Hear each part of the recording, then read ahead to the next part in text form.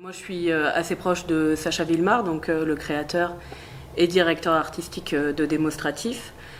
Et donc j'ai suivi un peu les débuts du festival, mais j'ai commencé à vraiment m'impliquer dedans l'année dernière.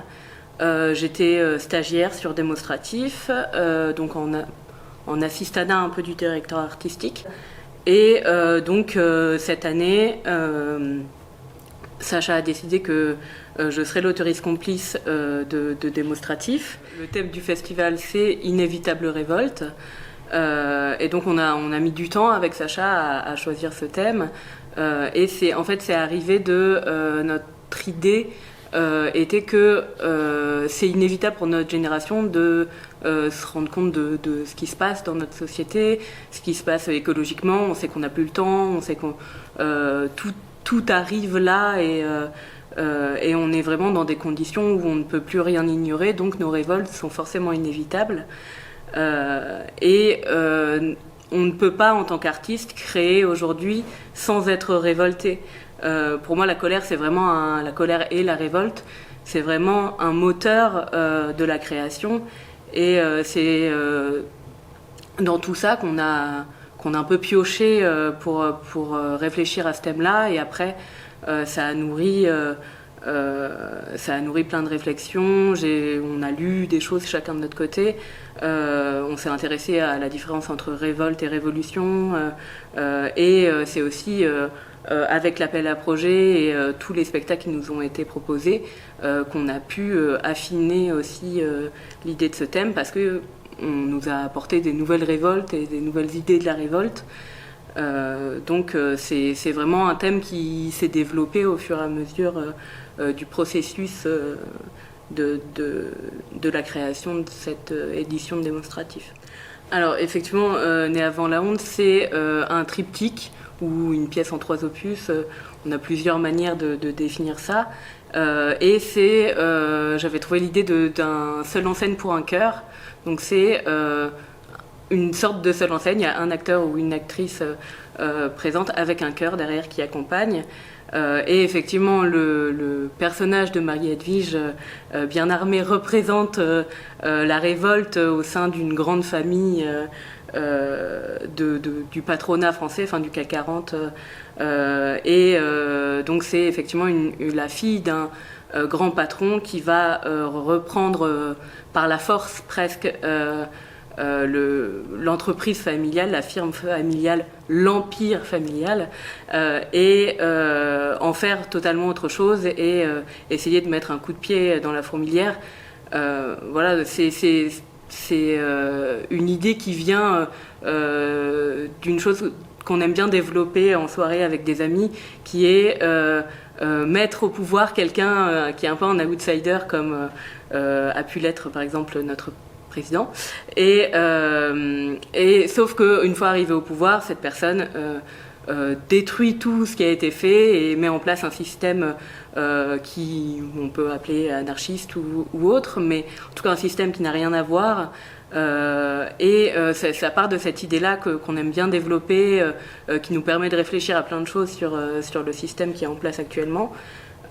Donc ce personnage de Marie Edwige serait cet outsider qui arrive à la tête d'une horreur absolue, parce que une entreprise qui s'est basée sur le néocolonialisme, sur l'esclavagisme, sur des dividendes affreux avec des actionnaires qui en veulent toujours plus. Donc ce personnage effectivement est là pour remettre un peu les pendules à l'heure et c'est un peu l'archétype de notre génération qui ne voulons plus de ce système et qui voulons renverser ce qu'on nous a appris et ce qu'on nous a demandé de mettre en place au fur et à mesure du temps. Et donc c'est effectivement un spectacle qui est divisé en 3, donc qui se jouera le mardi 31, le jeudi 2 et le samedi 4. Sur le village du festival. Et donc on travaille avec Jean Laurin, qui est un acteur strasbourgeois, avec Fanny Colneau, qui travaille régulièrement sur nos spectacles, et le chœur est composé d'étudiants et d'étudiantes qu'on a rencontrés dans le cadre d'un atelier carte culture avec l'université de Strasbourg. Oui, il y a un côté satirique, un côté un peu absurde où le chœur est un chœur on suppose d'employés, de personnes qui sont à la botte de ce grand patron qui est François Bien-Armé, qui est totalement en adoration devant lui et qui va finir par se disloquer, par devenir fou, un peu s'emballer, et en scandant des slogans assez connus de manifestations, en chantant des chansons révolutionnaires. Et donc effectivement, ce prisme de l'humour est amené par le chœur, qui est totalement en inné... Oh là Il est très dur à dire ce mot. En inné... Non, j'arrive pas à lire.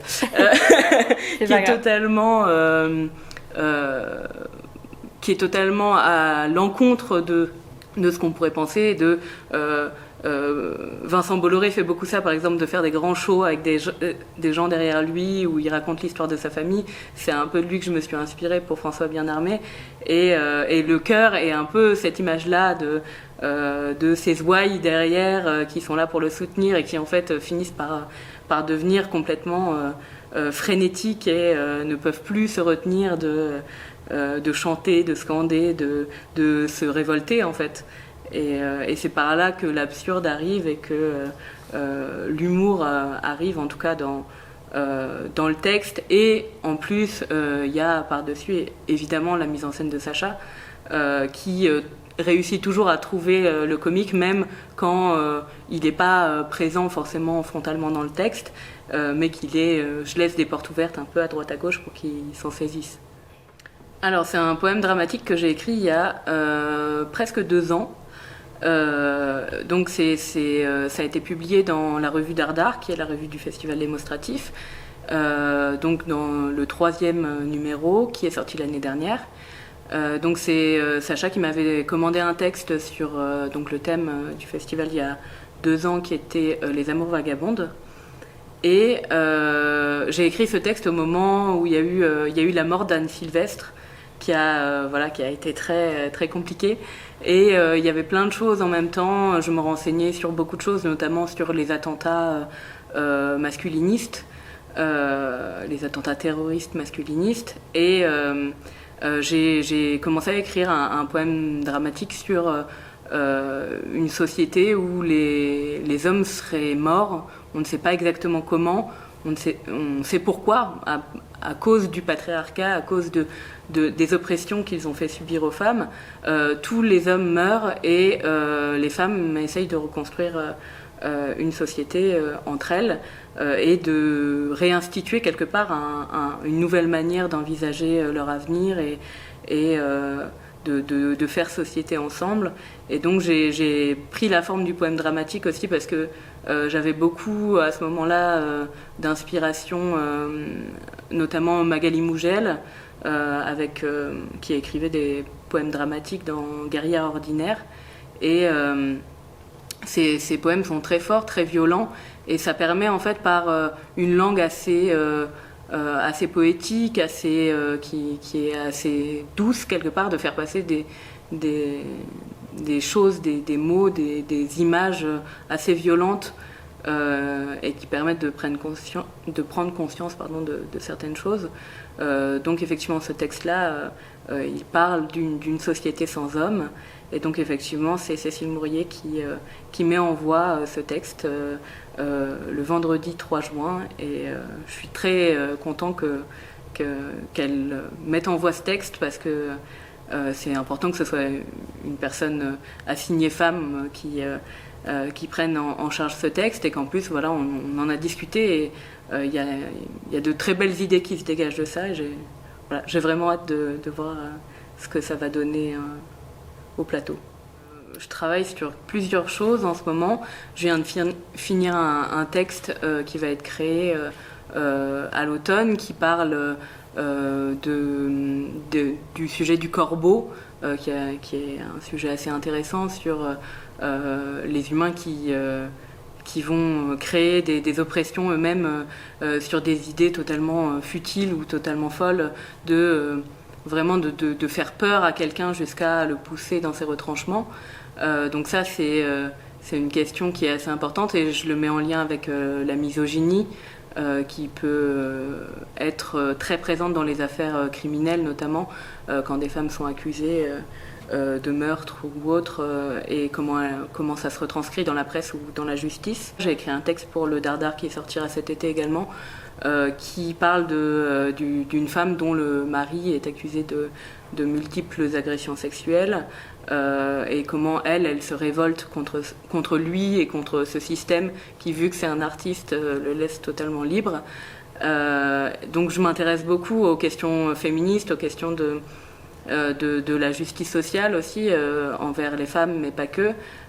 Et dans cette veine-là, je travaille également sur un texte qui parle de la question des grands hommes et de comment il faut que nous, on se révolte contre l'histoire qu'on apprend encore aux enfants et aux adolescents sur ces grands hommes qui ont sauvé la France, qui nous ont sauvés, qui ont fait des choses extraordinaires, alors que souvent ce sont des histoires qui sont très construites et en fait derrière il y avait d'autres gens, des petites mains qui ont fait que des grandes choses sont arrivées, que la gloire est arrivée à seulement une ou deux personnes qui sont souvent de vieux hommes blancs riches. Et donc ça part de l'histoire du vol du cercueil de Pétain, et ça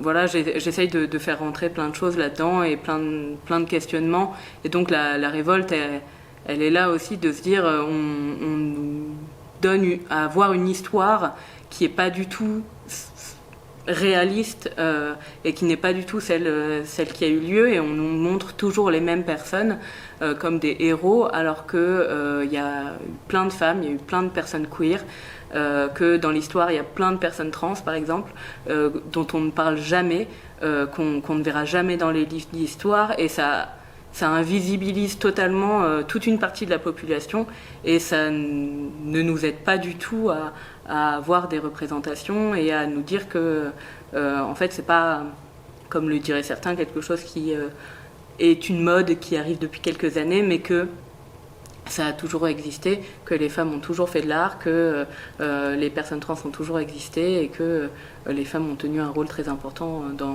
notre histoire.